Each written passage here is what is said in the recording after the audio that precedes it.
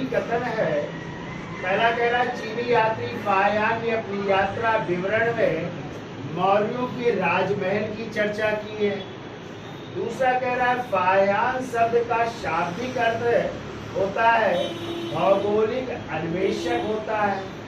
कह रहा है केवल एक सही है या केवल दो सही है या दोनों सही है या दोनों नहीं सही है।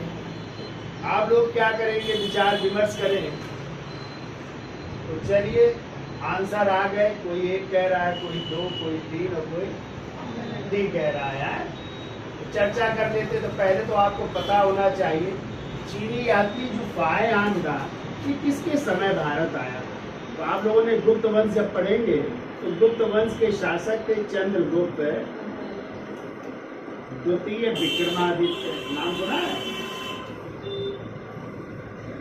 इनके शासनकाल में चीनी यात्री फाहियान आया था और इन्होंने अपना एक यात्रा विवरण लिखा है फाहियान में, और उस यात्रा विवरण का नाम है फा क्यों की।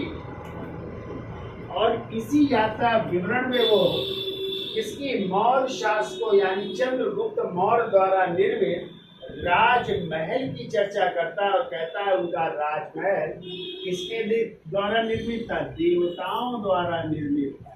यानी इतना अच्छा राजमहल था कि जैसे कि उसको किसने बनाया हो?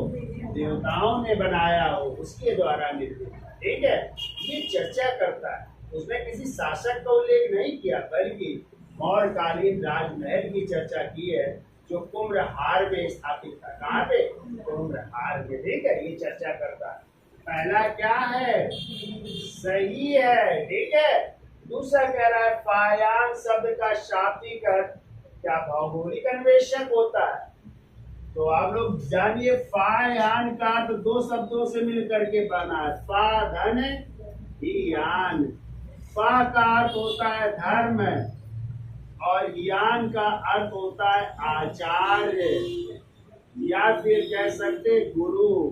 ठीक है, तो इसका अर्थ होता है फाहियान का या तो आप कह सकते धर्माचार्य, ठीक है, या फिर आप कह सकते हैं धर्म गुरु कह सकते हैं। ये अर्थ होता है, ना कि भौगोलिक अन्वेषक होता है। तो दूसरा क्या है?